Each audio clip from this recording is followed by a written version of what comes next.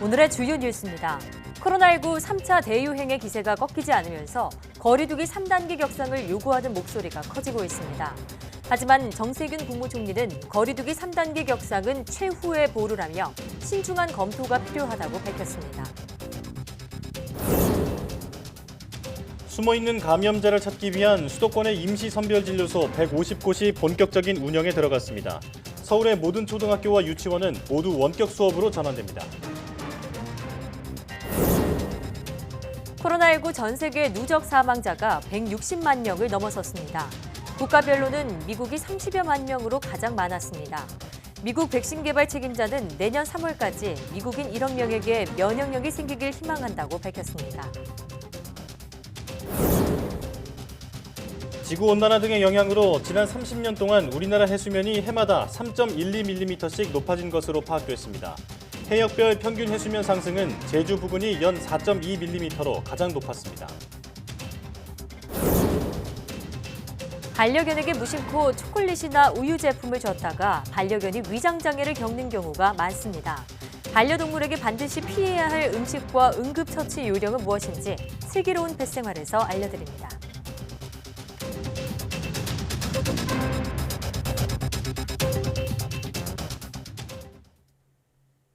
시청자 여러분 안녕하십니까? 사이언스 투데이 시작합니다.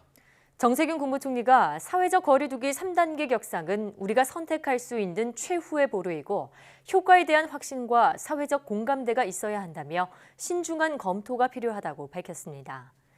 정 총리는 코로나19 중앙재난안전대책본부 회의에서 정부도 각 지자체, 전문가들의 의견을 충분히 수렴하고 있다며 이같이 말했습니다.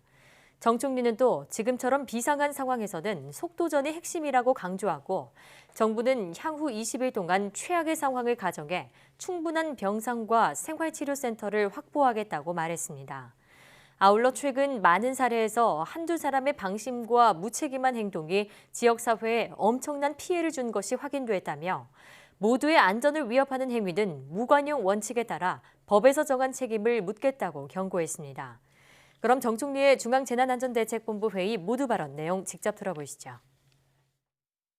선제적으로 거리두기를 3단계로 격상하자는 의견도 있는 것으로 알고 있습니다.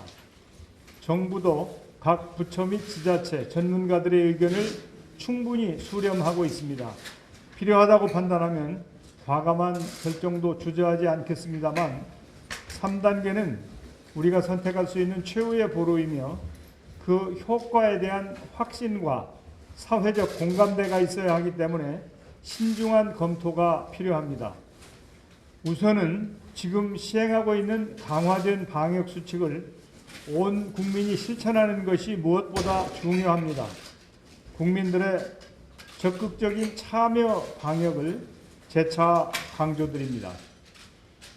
코로나19가 장기화되면서 많은 국민과 의료진이 지쳐 있음을 잘 알고 있습니다.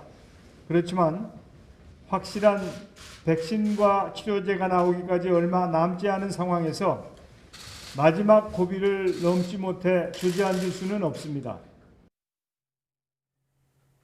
방역당국이 코로나19 확산세가 이어질 경우 확진자가 하루 최대 1,200명까지 나올 수 있다고 경고했습니다. 정은경 중앙방역대책본부 본부장은 정례 브리핑에서 감염 재생산 지수를 1.28로 보고 있다며 이를 토대로 환자 수를 추계해보면 하루 950명에서 1,200명 사이 환자가 발생할 것으로 보인다고 밝혔습니다. 감염 재생산 지수는 확진자 한 명이 몇 명을 감염시키는지 나타나는 지표로 수치가 1 이상이면 확산세가 이어진다는 의미입니다. 특히 정 본부장은 3차 대유행은 1차, 2차 유행과는 다른 양상이라며 코로나19 유행이 발생한 이래 최고 위기 상황이라고 덧붙였습니다. 다만 방역당국은 사회적 거리두기 실천과 다양한 방역 조치를 통해 확진자를 줄일 수도 있다며 선제검사와 거리두기 준수 등에 따라 환자 수가 결정될 것이라고 강조했습니다. 거리두기를 3단계로 격상해야 한다는 목소리에도 불구하고 정부는 여전히 신중한 입장입니다. 어떤 이유 때문인지 김지환 기자가 보도합니다. 학교, 직장, 각종 소모임 등 일상 감염에 더해 종교시설과 요양원까지 3차 대유행이 본격화하면서 일주일 동안 하루 평균 확진자는 무려 761명을 기록했습니다. 거리두기 3단계는 최근 일주일 동안 하루 평균 확진자가 800명을 넘거나 확진자 수가 전날보다 2배 이상 증가하는 이른바 더블링 현상이 발생할 때 격상할 수 있는데 기준에 바짝 다가선 겁니다. 확산세가 여전히 매서운 만큼 곳곳에서 선제격상 목소리가 나오지만 정작 정부는 신중한 입장입니다. 3단계는 우리가 선택할 수 있는 최후의 보루이며 그 효과에 대한 확신과 사회적 공감대가 있어야 하기 때문에 신중한 검토가 필요합니다. 가뜩이나 얼어붙은 내수 시장이 더 위축돼 자영업자를 중심으로 피해를 입을 가능성이 크기 때문입니다. 한국은행은 거리두기가 3단계로 격상되면 민간 소비는 16.6% 줄고 국내 총생산은 연간 8%까지 줄어들 것이라고 내다봤습니다. 2단계에서도 소비가 줄어 경제 타격이 작지 않은데 이보다 4배 넘게 소비가 감소하는 겁니다. 실제로 지난 2분기 3단계와 다름없는 셧다운 조치를 단행한 미국, 독일, 프랑스 등은 GDP 성장률이 30% 넘게 후퇴했습니다. 정부가 마지막까지 민간 소비 불씨를 살리려는 이유입니다. 지금 이 순간이 거리두기 3단계로의 상향을 막을 수 있는 마지막 기회입니다. 여러분의 일상과 생업이 중단되는 것을 막아야 합니다. 저학력, 저소득 계층의 타격이 더욱 커진다는 국내외 보고서들도 정부에겐 부담입니다. 소득이 없어지는 거죠. 고용원이 있는 자영업자가 고용을 줄인다든지 하면은 소득이 없어지잖아요. 그다음에 산업 현장에서 일을 못하는 경우가 있거든요. 그게 임시 일용직 근로자들입니다. 3단계가 되면 운영이 제한되는 다중이용 시설만 전국적으로 202만 개, 영업을 중단해야 하는 시설은 45만 곳에 이릅니다. 당장 타격이 있더라도 강한 조치를 하는 게 장기적으로 경제적 피해를 줄일 수 있다는 의견도 적지 않아 정부의 고민은 더욱 깊어지고 있습니다. YTN 김지환입니다. 정부가 코로나19 3차 대유행의 중심지인 수도권에서 무증상 잠복 감염의 전파고리를 끊어내기 위한 선제적 진단검사를 대대적으로 시행합니다. 중앙방역대책본부는 다음 달 3일까지 앞으로 3주간을 집중검사 기간으로 정하고 수도권 150곳에 설치된 임시선별진료소를 통해 무료 검사를 대폭 확대합니다. 임시선별진료소는 유동인구가 많은 서울역과 용산역, 주요 대학가, 집단감염 발생 지역을 중심으로 설치되며 평일과 주말 구분 없이 오전 9시부터 오후 6시까지 운영됩니다. 이곳에는 군과 경찰, 수습 공무원 등 810명의 역학조사 지원 인력이 투입됩니다. 임시선별진료소에서는 휴대전화 번호만 제공하면 검사를 받을 수 있는 익명검사도 가능합니다. 특히 검사의 편의성을 높이기 위해 진단검사에는 기존의 PCR 검사법 외에도 타액검사 PCR, 신속항원검사 등 2가지 검사법이 새로 도입됐습니다. 국내 코로나19 3차 대유행이 본격화하며 확진자가 급증하고 있지만 병상 부족 문제가 쉽사리 해결되지 않고 있습니다. 중앙사고수습본부에 따르면 13일 기준으로 코로나19 위중증 환자가 당장 입원할 수 있는 중증 환자 치료 병상은 전국에 모두 48개뿐이며 수도권은 8개뿐입니다. 방역당국이 중환자 치료를 위해 확보한 병상 541개 가운데 8.9%에 불과한 수치입니다. 최근 확진자의 70% 이상이 쏠려있는 수도권의 상황은 더욱 좋지 않습니다. 수도권에서 지금 당장 쓸 수 있는 중환자 치료 병상은 서울이 5개, 인천 3개 등 8개뿐입니다. 경기 지역은 확진자가 입원할 수 있는 병상이 1개 남아있기는 하지만 중환자 치료에 필요한 의료 인력과 장비 등을 고려할 때 당장 이용할 수 있는 상황은 아닌 것으로 파악됐습니다. 수도권 이외 지역에서도 대전과 충남, 전북 등은 즉시 사용할 수 있는 중환자 병상이 하나도 남아있지 않고 충북과 경북, 경남 등은 중환자 병상이 1개뿐이라 이미 포화 상태에 이르렀습니다. 정부가 코로나19 환자를 치료하기 위해 앞으로 3주간 기존 병상을 합쳐 총 10,000개의 병상을 확보하겠다고 밝혔습니다. 수도권 내 하루 확진자가 1,000명씩 나오는 상황을 가정해 내린 조치입니다. 최민기 기자가 보도합니다. 코로나19 환자를 위해 기존 병상을 포함해 모두 10,000개의 병상을 마련하겠다. 정부가 확진자 급증으로 인한 병상 부족 사태를 막기 위해 대책을 내놨습니다. 중환자 병상과 생활치료센터 등 부족한 병상을 추가로 마련해 10,000개의 병상을 확보하겠다는 겁니다. 수도권에서 앞으로 20일간 매일 1,000명씩 환자가 발생하고 500명이 격리 해제된다고 가정해 3주 안에 10,000개의 병상이 필요하다고 계산했습니다. 환자는 중증 3%, 고위험군 27%, 무증상과 경증이 70% 정도 될 것으로 보고 있습니다. 따라서 중환자 치료 병상 300개, 감염병 전담병원 병상 2,700개, 생활치료센터 병상 7,000개 확보가 목표입니다. 이러한 병상 확보를 통해 대기를 최소화하여 병상 배치에 소요되는 하루 정도의 시간보다 더 오래 대기하지 않도록 관리를 강화하겠습니다.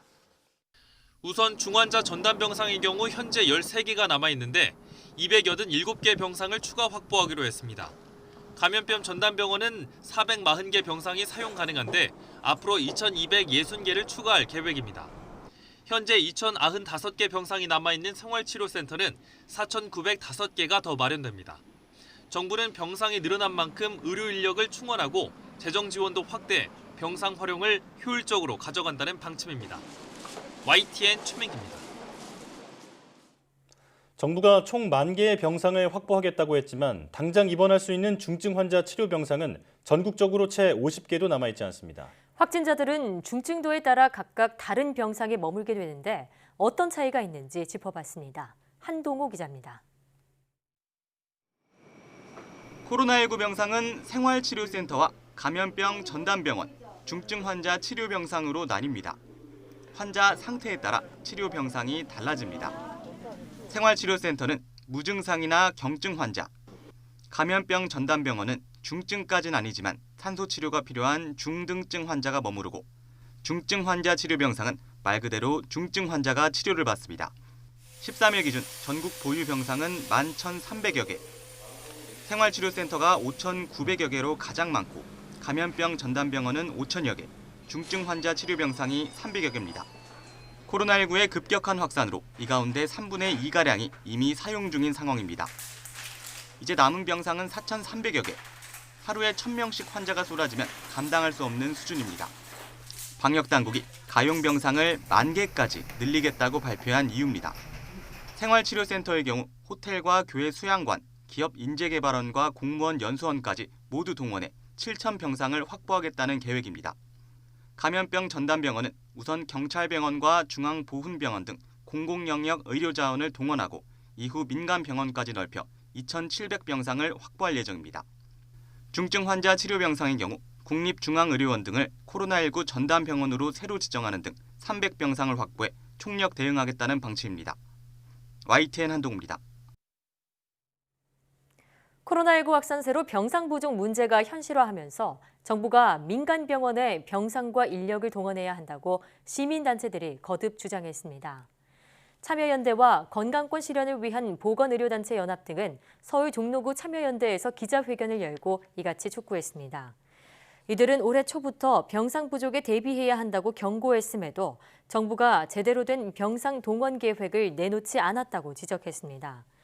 또 정부는 90%의 병상을 가진 민간병원의 눈치만 보고 있다며 지금이라도 민간병원 병상 동원 계획을 수립해야 한다고 말했습니다. 그러면서 정부가 민간병원이 병상을 내놓도록 긴급 명령을 내리고 5대 대형 병원 등 민간병원은 병상과 인력을 적극적으로 제공해 사회적 책임을 다해야 한다고 덧붙였습니다.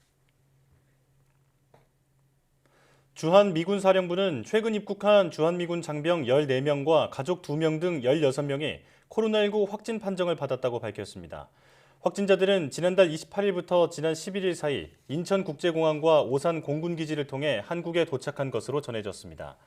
12명은 입국 직후 받은 진단검사에서 확진됐고 4명은 격리 해제 전 검사에서 양성 판정을 받았으며 모두 평택 미군기지와 오산 공군기지 내 격리시설로 옮겨져 치료를 받고 있습니다. 이로써 주한미군 관련 누적 확진자는 434명으로 늘었습니다. 인터넷 사업자가 불법 성착취물을 의무적으로 삭제하도록 규정한 이른바 N번방 방지법이 지난 10일부터 시행됐습니다. 하지만 텔레그램 같은 사적 대화방에서 유포되는 성착취물은 여전히 막을 방법이 없어서 하루빨리 법을 보완해야 한다는 지적이 나옵니다. 손효정 기자입니다. 미성년자 성폭행 혐의로 2년 6개월 실형을 살았던 연예인 고영욱 씨. 5년 만에 세상과 소통하겠다고 인스타그램 계정을 만들었는데 하루 만에 폐쇄됐습니다. 고 씨 계정에 대한 신고가 접수됐고 피해자에 대한 2차 가해와 모방 범죄를 우려한 인스타그램 측이 계정을 폐쇄한 겁니다. 특히 성범죄 같은 경우는 저희 제로 톨러런스 그래가지고 이용자분들이 저희 인스타그램을 안전한 공간으로 이용하실 수 있도록. 이렇게 SNS와 커뮤니티 같은 인터넷 사업자들은 앞으로 온라인에서 벌어지는 성범죄에 적극적으로 대처해야 합니다. 온라인에 공개적으로 유통되는 불법 성착취 영상물을 삭제하고 해당 정보에 대한 접속을 차단하도록 하는 이른바 N번방 방지법이 시행됐기 때문입니다. 삭제나 차단을 제대로 하지 않은 업체에는 매출액 3% 안에서 과징금을 물립니다.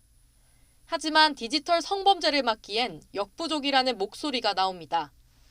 법에 명시된 불법 촬영물의 정의가 일반에게 공개되어 유통되는 정보라 소수만 들어갈 수 있는 대화방에서 개인끼리 공유하는 성착취물은 여기에 해당하지 않기 때문입니다. 통신의 비밀 보장은 헌법에 나와 있는 가치고 불특정 다수가 접근할 수 있는 대화방이 아니고 소수가 접근할 수 있는 그거는 삭제 의무가 아닙니다. 삭제 대상이.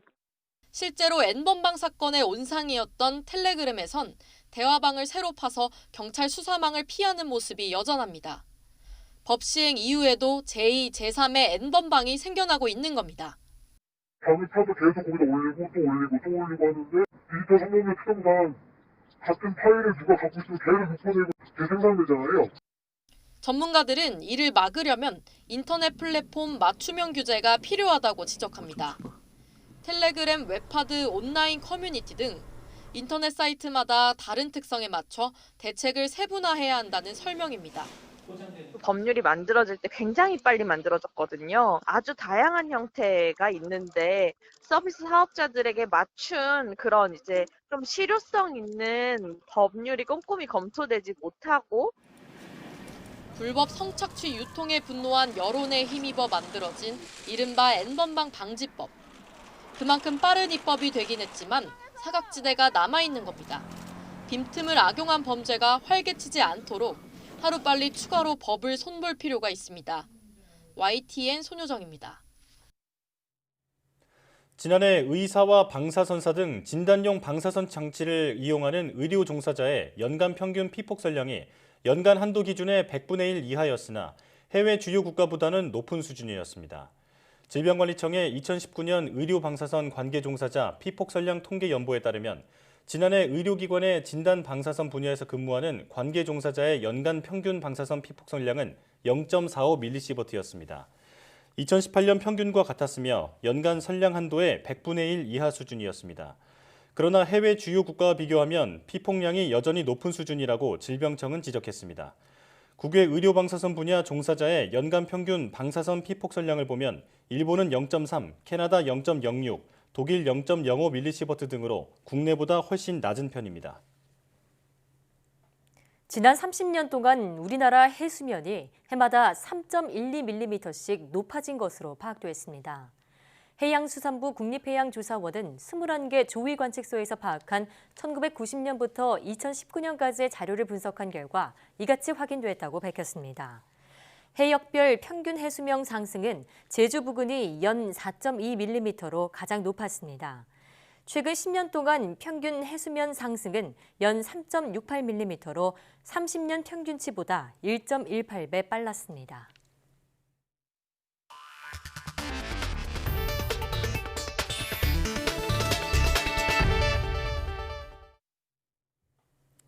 코로나19 백신 접종이 임박했지만 미국은 누적 사망자가 30만 명을 넘어서는 등 이른바 코로나19의 3대 지표가 모두 최악입니다. 독일도 확산세가 거세 연말을 앞두고 전면 봉쇄에 들어갑니다. 전문가들은 백신 접종이 시작되더라도 내년 하반기는 돼야 의미 있는 변화가 나타날 것으로 보고 있습니다. 보도에 김형근 기자입니다.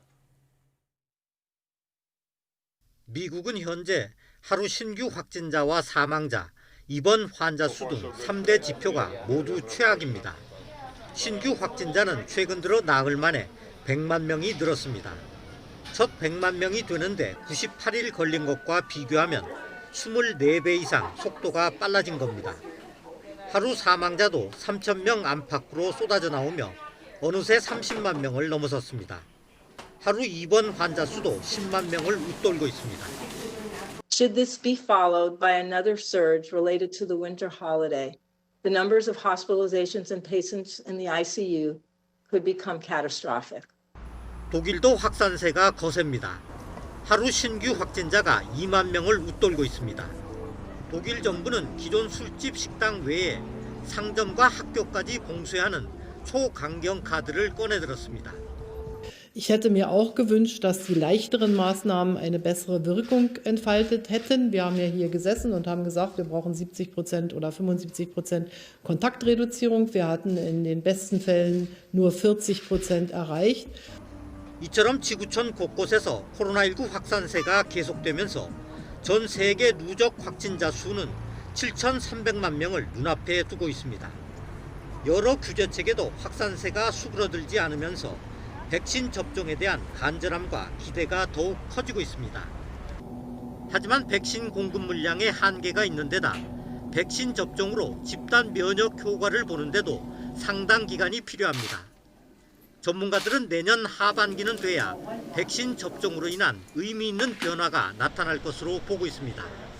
YTN 김영근입니다.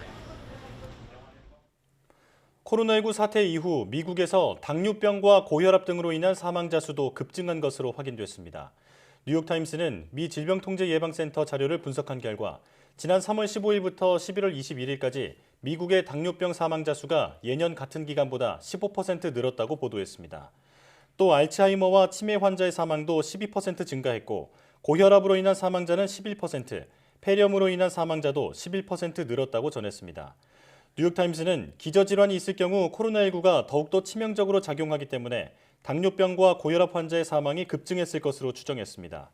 또 코로나19로 인해 의료 시스템이 정상적으로 작동하지 않은 것도 사망자 급증의 원인으로 꼽혔습니다. 미국이 화이자와 바이오엔테크가 공동 개발한 코로나19 백신에 대한 대대적인 배송 작전에 돌입했습니다. 백신을 실은 첫 번째 트럭이 미시건주 캘러머주에 있는 화이자의 백신 생산 공장을 떠났습니다. 김원배 기자가 보도합니다. 미국 미시건주 캘러머주에 있는 화이자 백신 생산 공장에서 코로나19 백신을 실은 첫 번째 트럭이 출발하고 있습니다. 화이자와 바이오엔테크가 공동 개발한 코로나19 백신의 미국 내 접종을 앞두고 대대적인 배송 작전이 시작된 것입니다. 백신은 운송을 맡은 UPS와 페덱스의 트럭에 실려 공장을 떠났습니다. 백신 운송 트럭에는 영하 70도를 유지해야 하는 화이자 백신의 특성을 감안해 온도 센서와 이동 경로 추적을 위한 GPS 장치가 부착됐습니다. 화이자의 공장을 출발한 백신들은 근처 공항에서 화물기에 실려 UPS와 페덱스의 항공 물류 거점인 켄터키주 루이빌과 테네시주 멤피스로 각각 옮겨지게 됩니다. 여기에서 다시 트럭이나 비행기로 최종 목적지로 향하게 되는데 백신들의 최종 목적지는 미국 내 거점 636곳입니다. 미국 정부의 코로나19 백신 개발 프로그램인 초고속 작전의 최고 운영 책임자인 구스타프 퍼나 육군 대장은 오늘 중으로 145곳의 거점에 백신이 도착할 것으로 예상했습니다. Another 425 sites on Tuesday and the final 66 sites on Wednesday, which will complete the initial delivery of the Pfizer orders for vaccine. 화이자는 이달 말까지 미국 내에 2,500만의 접종분을 공급할 예정입니다. YTN 김원배입니다. 미국 제약사 화이자와 독일 바이오엔테크가 공동 개발한 코로나19 백신이 영국과 미국에 이어 캐나다에도 도착했습니다.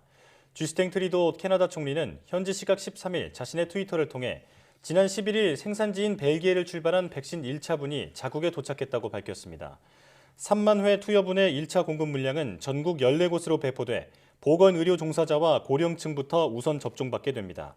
앞서 캐나다 보건당국이 화이자 백신 사용을 승인함에 따라 이르면 이번 주부터 접종이 시작될 것으로 예상하고 있습니다. 중국에서 최근 코로나19 감염자가 다시 발생한 북쪽 국경 도시 3곳이 외부와 차단되고 사실상 봉쇄됐습니다. 또 코로나19 신규 감염자 숫자가 10명 미만인 도시에도 이른바 방역 전시 상태를 선포하고 주민들의 이동을 철저히 통제하고 있습니다. 중국 관변 매체인 글로벌타임스 신문은 중러 국경도시인 헤이룽 장성의 둥닝과 수이펀허 그리고 신강 위구르 자치구의 투르판에 최근 코로나19 감염자가 발생함에 따라 외부로 통하는 도로를 막고 있다고 전했습니다. 아울러 주거 지역은 폐쇄됐고 대중교통은 운영이 중단됐으며 도시 밖으로 나가는 주민에게는 24시간 내에 발급받은 핵산검사 음성증명서 제출을 요구하고 있다고 보도했습니다. 중국 매체들은 또 러시아와의 국경 도시인 헤이룽장 둥닝의 경우 가족 가운데 한 명에 한해 이틀에 한 번씩 외출을 허용하고 있으며 수입헌어에서는 사흘에 한 번 생활 필수품 구매를 위한 외출만 가능하다고 설명했습니다. 바레인이 중국 제약업체 시노팜이 개발한 코로나19 백신 사용을 승인했습니다. 바레인 정부는 자국에서 7,700여 명이 시노팜 백신 임상시험에 참가했다면서 이같이 밝혔습니다. 시노팜 백신은 중동 여러 국가에서 쓰일 예정입니다. 앞서 아랍에미리트는 지난 9월 시노팜 백신에 대한 제한적인 긴급 사용을 세계에서 처음으로 승인했습니다. 모로코는 이달 안으로 시노팜 백신을 공급받아 대규모 접종을 시작할 계획이며 이집트는 지난 10일 시노팜 백신 1차 인도분을 건네받았습니다. 하루 신규 감염자 수가 3,000명을 넘어서는 등 코로나19가 급속히 확산하고 있는 일본에서 주말 번화가 등 주요 지역의 외출 인파가 오히려 늘어난 것으로 나타났습니다. 이동통신사 NTT 도코모가 일요일인 13일 오후 3시 기준으로 휴대전화 위치 정보를 바탕으로 분석한 결과 전국 95개 주요 지역 가운데 60%인 57곳에서 한 주 전 같은 시간보다 인파가 늘어난 것으로 나타났다고 TBS 방송 등 일본 언론이 전했습니다. 이 자료에 따르면 도쿄 신주쿠가 4%, 긴자 3.5% 등 주요 번화가가 한 주 전 같은 시간대보다 인파가 소폭 늘었고 오사카 남바가 5.3%, 홋카이도 삿포로역은 7.5% 사람들의 이동이 늘어난 것으로 나타났습니다.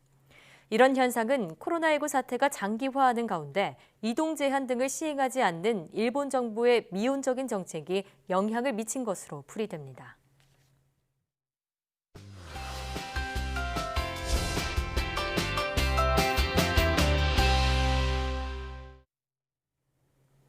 반려동물을 가족으로 받아들이신 분들이라면 꼭 알아두셔야 하는 게 있습니다. 바로 반려동물에게 독이 되는 음식인데요. 사람에게는 해가 없지만 반려동물에게는 치명적일 수 있는 음식이 무엇인지 오늘 슬기로운 펫생활에서 알아보겠습니다. 윤홍준 수의사와 함께합니다. 어서 오세요. 어서 오세요. 안녕하세요. 네. 자, 반려견에게 주면 안 되는 음식을 생각하면 보통 초콜릿, 맞아요. 술, 이런 음식들을 생각하는데 술은 당연히 안 될 것 같은데 네. 초콜릿은 왜 안 되는지 이런 거 이유는 좀 잘 모르거든요. 맞아요. 반려견들에게 이런 음식이 위험한 이유는 뭘까요? 사실 초콜릿은요, 반려견에게 치명적일 수 있는 간식에 해당되는데요. 초콜릿의 주성분은 사실 카카오입니다. 나머지는 설탕이나 밀크 같은 게 들어갈 수 있지만 주성분은 카카오고요. 네. 우리가 보통은 크리스마스 시즌이나 아니면 발렌타인데이에 사랑하는 연에게 초콜릿을 주는 이유는요, 그 초콜릿은 달콤함 때문이 아니고요, 그 반대로 쓰디쓴 맛을 내는 카카오 성분 때문에 그렇습니다. 네. 그 카카오에는 테오브로민이라는 성분이 주성분으로 되어 있는데요, 이 테오브로민은 사실은 사람의 중추신경을 자극해서 흥분시키는 역할을 합니다. 그래서 사랑하는 연인에게 주로 선물하는 게 전통이 된 건데, 문제는 이 중추신경 흥분 자원이 사람에서는 그렇게 크지 않지만 작은 강아지에서는 지나치게 크게 나타나는 물리가 있습니다. 그래서 지나치게 흥분된 중추신경 작용으로 해서 호흡이 억제되고 심장마비로 사망까지 이르게 할 수 있거든요. 그래서 보통 다크 초콜릿, 테오브로민 함량이 높은 다크 초콜릿을 기준으로 보면은요, 약 100g 정도의 다크 초콜릿은요, 작은 요크셔 테리어나 푸드를 죽일 수 있는 양이 되고요. 그리고 200g 정도의 다크 초콜릿은요, 작은 레브라도 레트리버 새끼를 죽일 수 있는 정도의 양이 됩니다. 그래서 어떠한 경우에도 초콜릿은 절대로 주시면 안 되는 거고요. 그다음 알코올이 당연히 주시면 안 되는데 사람들 어떤 사람은 한 잔만 마셔, 저 같은 사람들은 한 잔만 마셔도 막 어지럽고 토하려고 그러고 춥고 막 이러거든요. 저도 그래요. 그렇죠. 이게 알코올 분해 요소가 제각각이라 그래요. 어떤 사람은 많이 마셔도 되지만 말술이라 그러죠. 어떤 사람은 정말 한 잔만 마셔도 집에도 제대로 못 가고 덜덜 떨고 있는 사람도 있는데요. 강아지들은 이 알코올 분해 요소가 거의 없다고 보시면 됩니다. 즉 아주 작은 양의 알코올만으로도 분해가 안 되고 급격하게 급성 간독성을 나타내게 됩니다. 그래서 급성 알코올 중독 현상으로 인해서 호흡곤란으로 사망까지 이르게 할 수 있거든요. 그래서 어떤 경우에도 강아지에게는 알코올 성분이든 장난으로라도 예. 먹여서는 큰일 나는 거고요. 네네. 그 다음에 더 심각한 문제는요. 알코올이 들어간 화장품이나 예. 아니면 가글이나 아니면 알코올이 들어간 의약품 종류를 냄새를 맡는 것만으로도 네. 강아지 간에 독성을 나타낼 수 있기 때문에 향수도요? 향수도 마찬가지입니다. 아, 네. 이런 것도 실내에서 사용은 자제하시는 것이 좋습니다. 그렇군요. 아니 알코올은 당연히 안 될 것 같은데 뭐 향수나 가글 같은 것도 치명적일 수 있다고 하니까 주의를 해야겠어요. 또 초콜릿도 심장마비나 호흡곤란을 일으킬 수 있다는 점 꼭 기억을 해야겠고요. 이 외에도 반려견이 먹으면 안 되는 음식 또 뭐가 있을까요? 일단 뭐 뼈가 있을 수 있는데요. 네. 왜 어릴 때 생각해 보면은 저희 아버님이 뭐 월급을 타신 날이나 네. 기분 좋은 날은 온 가족이 고깃집을 갔거든요. 아, 항상. 네. 그래서 고기를 먹고 항상 뼈를 아버님이 갖고 오셨어요. 하죠. 예, 그래서 이제 가장아지한테 뼈를 줬는데 네. 그럼 이제 밤새도록 오덕오덕거려서 강아지들이 씻고 있었거든요. 거실 한 구석에서요. 네. 근데 지금 생각하면 그게 참 안 좋았던 게 뭐냐면요. 대부분의 소뼈와 돼지뼈들은요. 강아지의 이빨보다 경도가 더 높습니다. 그래서 영구적으로 이빨을 마모시키거나 이빨에 크랙을 가게 하거나 이빨을 부러뜨리는 이빨의 손상을 심각하게 줄 수가 있고요. 네. 두 번째로 다행히 잘 먹어서 소화를 시켰다 그러더라도요. 뼈의 가루 성분들은요. 대장에 주되면서 굉장히 심각한 변비를 유발할 수 있습니다. 그리고 잘못 먹어서 날카롭게 부서진 뼈는요. 위장을 자극해서 네. 위장에 천공을 유발하거나 상처를 유발해서 결국 수술로 끊어야 되는 경우도 있고요. 제일 위험한 게 족발 종류인데요. 예. 족발 종류의 뼈는 동글동글하고 단단해서 안 쪼개져요. 그래서 애들이 네. 그냥 삼키는 경우가 많은데 그냥 삼켰다가 식도에 걸려서 굉장히 심각한 수술을 하는 경우가 굉장히 많습니다. 네. 그 다음에 이제 양파 중독이라고 해서요. 보통 파, 양파, 마늘, 부추 이런 것들을 잘못 조리해서 주시면 큰일 나는 경우가 있는데요. 이곳에는 이제 알릴프로필 디설파이드라는 일종의 화합 물질이 들어 있습니다. 네. 이 화합 물질은 특이하게도요. 또 조리 과정에서도 없어지지가 않아요. 즉 익히거나 태우거나 끓여도 이 성분은 없어지지 않고요. 네. 이 성분을 섭취한 강아지는 사람에선 괜찮지만 강아지 같은 경우는 적혈구를 파괴하는 현상이 일어납니다. 네. 또 피오줌을 싸고 혈액이 점점점 줄어가지고 호흡곤란, 구강점막의 창백을 유발하다가 결국은 사망에 이르게 합니다. 그래서 해마다 많은 강아지가 이 양파 중독이라는 현상으로 많이 죽고 있는데요. 네. 대부분 죽는 경우를 보면은 짜장면, 네. 그 다음에 보통 이제 짬뽕 국물, 그 다음에 찌개, 전골류, 햄버거 패티 이런 걸 먹고 주로 사망을 하게 됩니다. 그리고 예. 무심코 우리가 시켜 먹은 짜장면을 그릇을 내놓으면요, 얘들이 이제 깨끗하게 설거지를 해놓잖아요. 네. 거기에 들어있는 어떤 양파 성분이나 익힌 양파의 국물들이나 이런 거를 먹고 애들이 양파 중독으로 피오줌을 싸고 병원에 왔다가 끝내 사망하게 되는 경우가 많으니까 저 전골이나 찌개로 짜장면 등을 먹으실 때는요, 강아지를 고려해서 높은 데 올려두시거나 아니면 잘 설거지해서 내놓는 게 좋을 것 같습니다.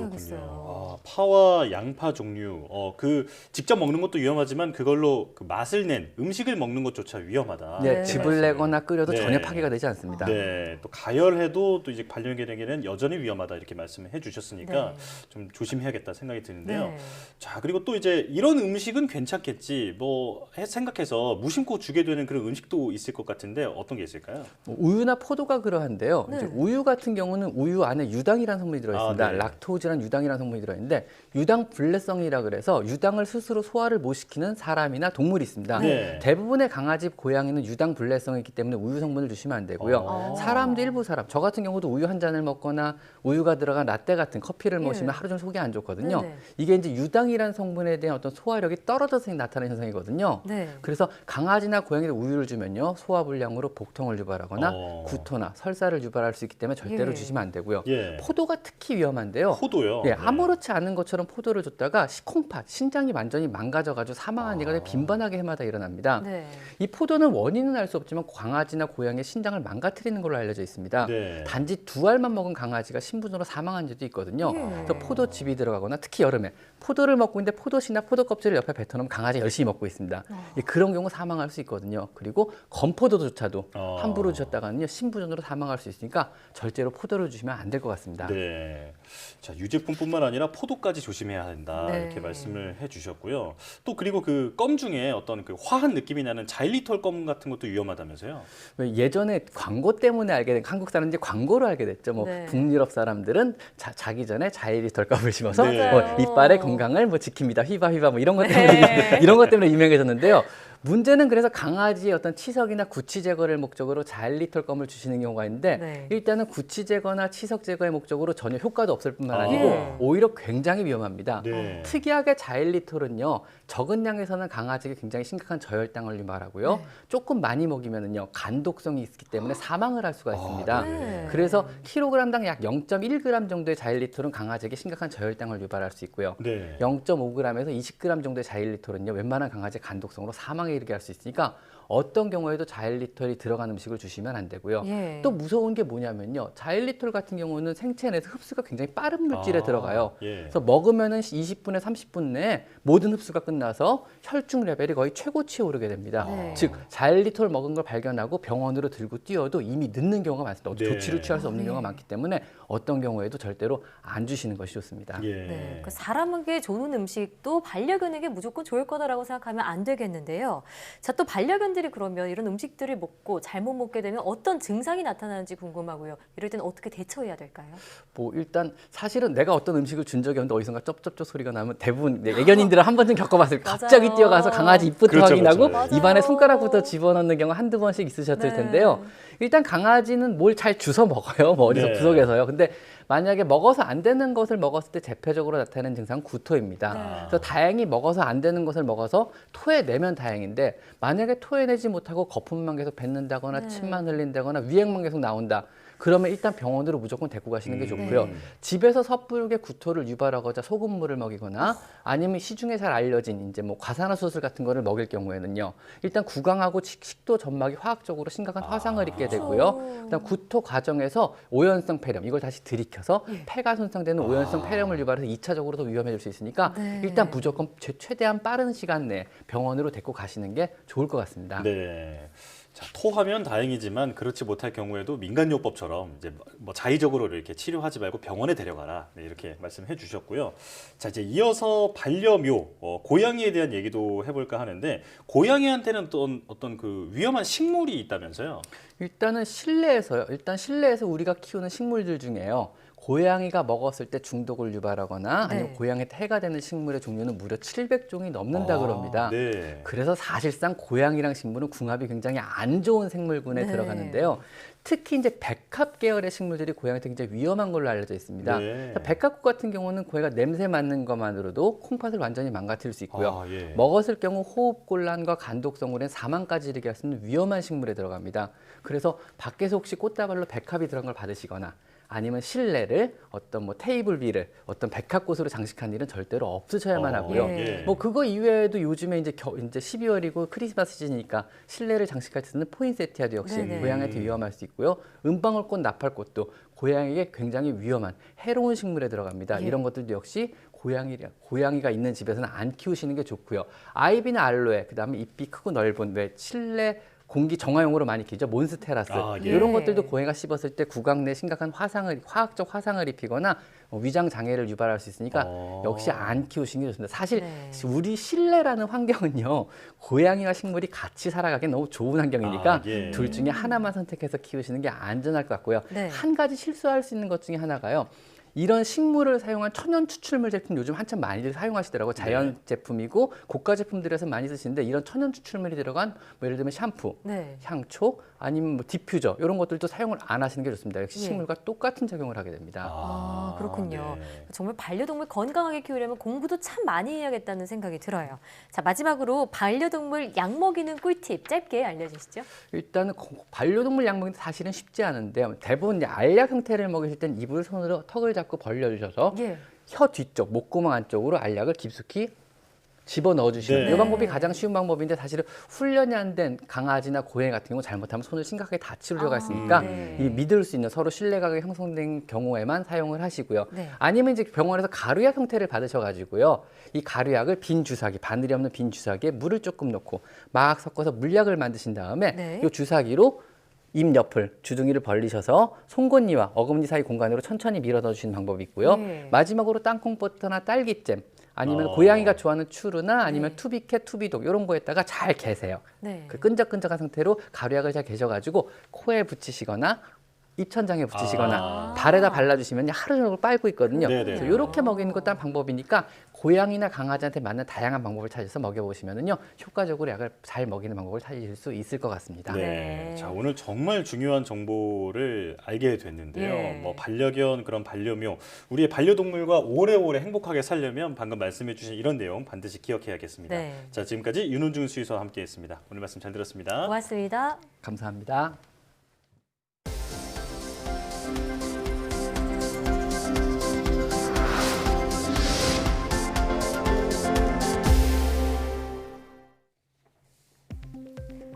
앞으로 전국의 시내버스에서 무료로 메신저를 사용하거나 동영상을 시청할 수 있게 됐습니다. 과학기술정보통신부는 전국 16개 지방자치단체와 함께 추진해온 시내버스 무료 와이파이 구축 사업을 완료하고 본격적인 운용에 들어갔다고 밝혔습니다. 이에 따라 전국 시내버스 3만 5천여 대에서 무료로 와이파이를 이용할 수 있게 되면서 3년 동안 2,200여억 원의 경제적 이익이 일반 국민에게 돌아갑니다. 정부는 지난 2018년부터 가계통신비 절감과 국민의 통신 접근성을 높이기 위해 시내버스 와이파이 구축 사업을 추진해왔습니다. 반도체 칩을 외부 충격으로부터 보호하기 위해 밀봉하는 작업인 반도체 패키징의 결함을 정확하고 빠르게 찾아내는 기술이 개발됐습니다. 한국표준과학연구원은 반도체 패키징 검사 장비인 현미경의 정밀도를 수나노미터 수준으로 높이는 동시에 검사 시간도 16분으로 단축하는 기술을 개발했다고 밝혔습니다. 연구팀은 이 기술을 활용하면 기존에 3시간 정도 걸리던 검사 시간을 크게 줄이는 동시에 정밀도 역시 획기적으로 높일 수 있다고 설명했습니다. 난치성 자가면역 질환인 이른바 루푸스의 발병의 원인이 되는 유전자를 국내 연구진이 찾아냈습니다. 한양대병원과 경희대 연구팀은 한국인을 포함한 동아시아인 20만 8천여 명의 유전체를 분석한 결과 루푸스의 발병과 연관된 유전자 46개를 최초로 발견했다고 밝혔습니다. 루푸스는 면역체계에 이상이 생겨 정신에서 염증이 발생하는 자가 면역 질환으로 대개 유럽인보다 동아시아인에서 더 자주 발생하는 것으로 알려졌습니다. 연구팀은 이번 연구 결과를 동아시아인의 루푸스 발병 예방과 정밀 치료에 활용할 수 있을 것으로 기대했습니다.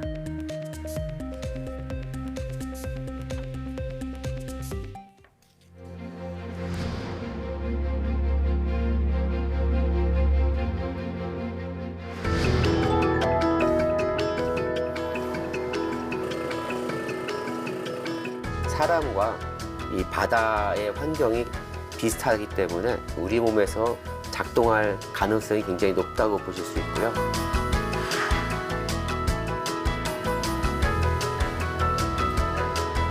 겹쳐서 붙여. 그렇지.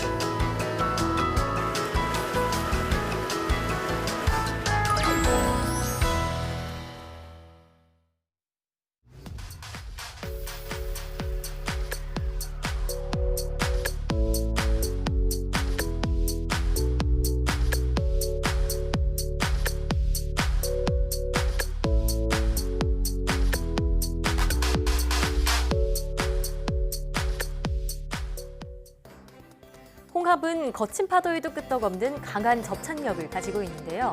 이를 이용해 안전하고 효과적인 생체 접착제를 개발하려는 연구가 활발합니다.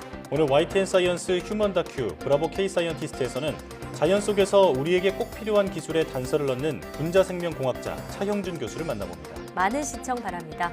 사이언스 투데이 여기서 마칩니다. 함께해 주신 여러분 고맙습니다.